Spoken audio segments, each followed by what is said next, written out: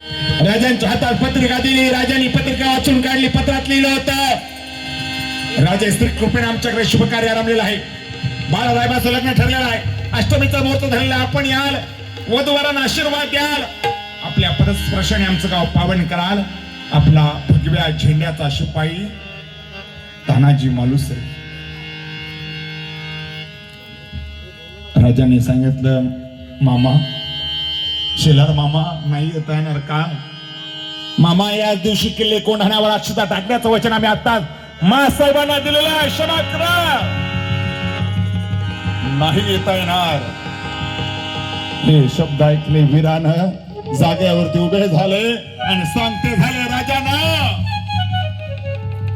राज, आम्ही असताना तुम्ही लढायला जावं, मग आम्ही कशाला? मुळीच नाही राज, आधी लगीन कोंढाण्याचं, मग माझ्या राजाचं. धनाजी गेले आणि स्वराज्या करता आपल्या प्राणाचं बलिदान दिलं. राजे गरजले, गड आला, पण माझा सिंह गेला. शिवभक्त शिवाकाशीत 3 महिन्याची ओळख फक्त पन्हाळ गडाला वेढा दिला. सिद्धी जोहर, अफजल खानाचा मुलगा फजल खान पन्हाळ गडाला वेढा देऊन बसले आणि बहिर्जी नाईक कामाला लागले. शिवाजी राजांना कसं सुखरूप बाहेर काढता येईल, येता जाता गडाच्या माहित्या गडावरती राजांपर्यंत पोहोचाव्यात आणि एक मावळा नेहमी दिसावा. पाहिलं की असं वाटायचं शिवाजी राजे आहेत. डोक्यात नामी कल्पना आली. शिवाजी राजांसमोर आणलं. राजांचा पोशाख दिला, अंगरखा घातला, कमरेला शेला बांधला, जिरटोप घातला, राजांसारखा शिवगंध लावला. राजांनी पाहिलं स्वतःचं प्रतिबिंब आरशात दिसावं. शिवाजी राजांना भास होऊ लागला. 2 फोटो हातात घेतले. शिवाजी राजांचा फोटो कोणता आणि शिवा काशीदांचा फोटो कोणता ओळखू शकत नव्हतं.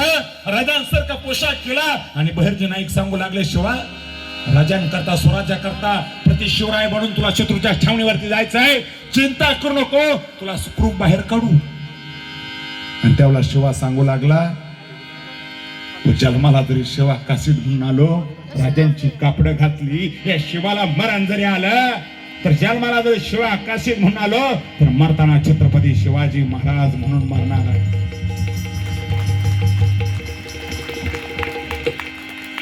आणि एवढ्यात बाजी प्रभूंचा आवाज आला. बाजी प्रभूंचा आवाज येताना दिसले. शिवाजी राजे थोडेसे आडबाजूला झाले आणि हा शिवा काशीद शिवाजी राजांचा पोशाख घालून त्या ठिकाणी होता. बाजी प्रभू आले. शिवाजी महाराज समजून त्यांनी शिवा काशीदलाच मुजरा केला. तो शिवा काशीद गप्प नाही बसला. राजांसारखा बोलला. कसा? काय नाना, मग झाली का तयारी? हो राज. हे शब्द ऐकले शिवाजी राजे आतून हसत आले. बाजीनं पाहिलं, इकडे राजे, तिकडे राजे, इकडे मुजरा केला आणि तिकडे मुजरा केला. आणि त्यावेळेला राजे म्हणाले, नाना सांगा आता मला, 24 तास बरोबर असणाऱ्या माणसाला शिवा काशीद ओळखला जात नसेल तर शत्रूची काय दिशा दे? हा शिवाजी राजा नाही म्हणायची. ठरलं. अंधार रात्री पन्हाळा किल्ला सोडला. 2 पालख्या सजल्या. एक पालखी विशाळगडाच्या दिशेनं बाजी प्रभूंच्या साह्यानं विशाळगडाच्या दिशेने निघाली आणि दुसरी पालखी शिवा काशीदांना घेऊन सिद्धी जोहरच्या भेटी करता आली आणि बातमी कळाली, शिवाजी भाग गया. पालखीला वेढा घातला, भाले धरले. तो मखमली पडदा बाजूला झाला आणि शिवाजी राजे जसे पालखीतून उतरतायत त्याप्रमाणे शिवा काशीद पालखीतून उतरायला लागले. आज ते क्रम शिवाजी राजे येताना दिसले आणि सिद्धी मसूद, आओ शिवाजी राजे, भाग जा रहे थे क्या? नहीं खान साहब, हम तो आपसे मिलने के लिए आ रहे थे. क्या? ठीक है, आइए राजा जी. आणि कुठेतरी बोलण्याला सुरुवात होते. एक नजरबाज पळत आला आणि सिद्धी जोहरला सांगू लागला, खान साहेब, शिवाजी भाग गया. आणि आलेले समोर शिवाजी राजे बसलेले पाहिलेच नाही. सहज नजर गेली. शिवाजी राजे आलेला तसाच निघून गेला. दुसरा एक बातमी घेऊन आला, खान साहेब शिवाजी भाग गया. मसूद म्हणला, तू दारू पिऊन आला का? समोर दिसत नाहीत का राजे बसलेले आहेत? आला तसाच निघून गेला आणि जेवायला तिसरा आला. तो सांगू लागला, खान साहब शिवाजी भाग गया, मैंने मेरे आंखों से देखा. क्या ये कौन है? शिवाजी राजे नहीं है? शिवाजी राजे नहीं है क्या? आणि हा प्रश्न पडला अफजल खानाचा मुलगा फाजल खान. सगळे म्हणतात छत्रपती शिवाजी महाराज पळून गेले. बघ नेमका आतमध्ये कोण आहे पाहण्याकरता आला. त्या नजरेवरती धाक थोडासा दिसला. धाक दिसला. राजे विशाळगडावरती पोहोचले असतील की नाही. आपल्या प्राणाचं जाऊ द्या, राजे सुखरूप जाणं गरजेचं आहे. ती तीक्ष्ण नजर शिवाकाशी त्यांना फिरली. सांगितलं अफजल खानाच्या वधाच्या वेळेला कृष्णा भास्कर कुलकर्णीची महाराजांची तलवार महाराजांच्या कपाळावरती लागली होती आणि डाव्या बाजूला ती खूण आहे. जिरेटोप बाजूला केला. जिरेटोप बाजूला केला. जखमीची खूण नव्हती. विचारलं कोण आहे? शिवाजी राजे. शिवाजी राजे भोसले नाही, शिवा काशी. अरे जन्माला जरी शिवा काशी धुन आलो तर मरताना शिवाजी महाराज म्हणून मरणार आहे. समशिरी चालल्या गेल्या. शिवा काशी धरणीवरती कोसळले. स्वराज्य करता शिवाजी राजांकरता प्राण दिलं. आणि बाजी प्रभू देशपांडे पाचशे बांधल. ती गजापूरची खोड जवळ केली. पांढर पाणी ओढा ओलांडला आणि सिद्धी मसूदचं सैन्य बाजी प्रभूंच्या पाठलागावरती निघालं. गजापूरची घोडखिंड जवळ करू लागले आणि बाजींना बातमी कळाली शिवाजी राजांची पालखी येत आहे. तसा बाजी प्रभू पळत आले आणि छत्रपती शिवाजी राजांना मुजरा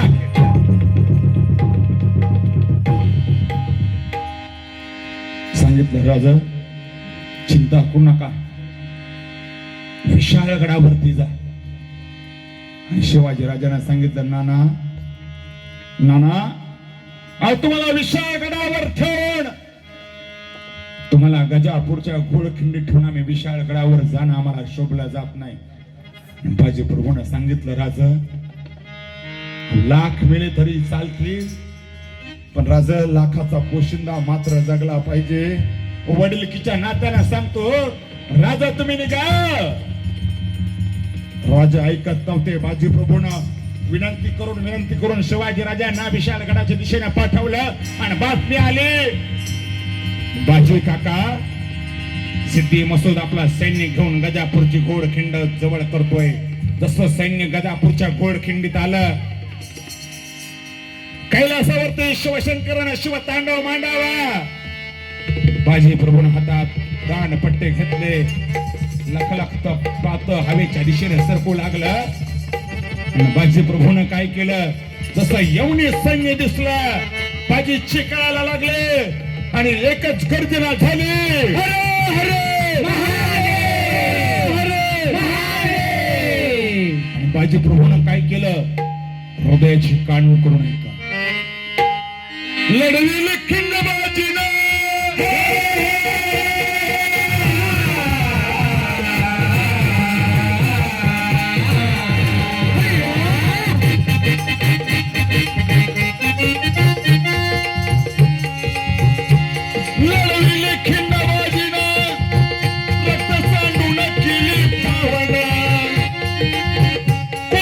वीर खाली पडला, कोसळून वीर खाली पडला, कोसळून वीर खाली पडला, कोसळून वीर खाली पडला, कोसळून वीर खाली पडला, कोसळून वीर खाली पडला.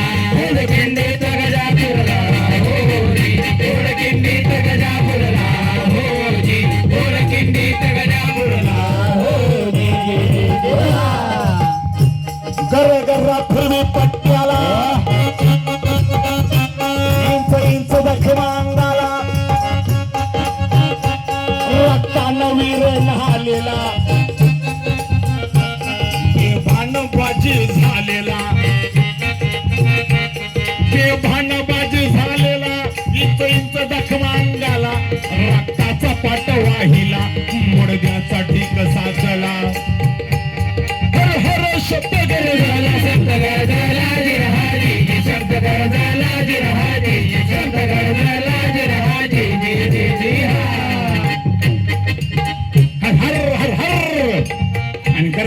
रट्टे फिरू लागले. यवनांचं सैन्य बाजीच्या दिशेने येण्याकरता ढसावू लागलं. रक्तरंजित इतिहास गजापूरची घोडखिंड, प्रेताचे ढीग, रक्ताचा पात होऊ लागला. गजापूरची घोडखिंड लालबंद झाली आणि एकानं पाहिलं इस बूढ़े को लगाम डालो. आणि इतिहासात पहिल्यांदा बंदुकीचा वापर झाला. तो गजापूरच्या घोडखिंडीत इस बूढ़े को लगाम डालो. ठासून छात्रीच्या बंदुकीला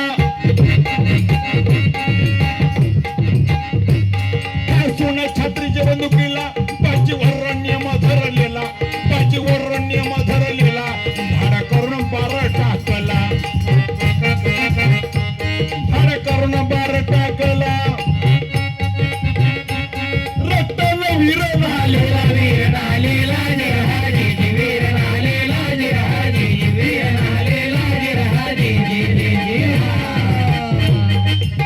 धाड करून बार टाकताच बाजी धरणेवरती कोसळले.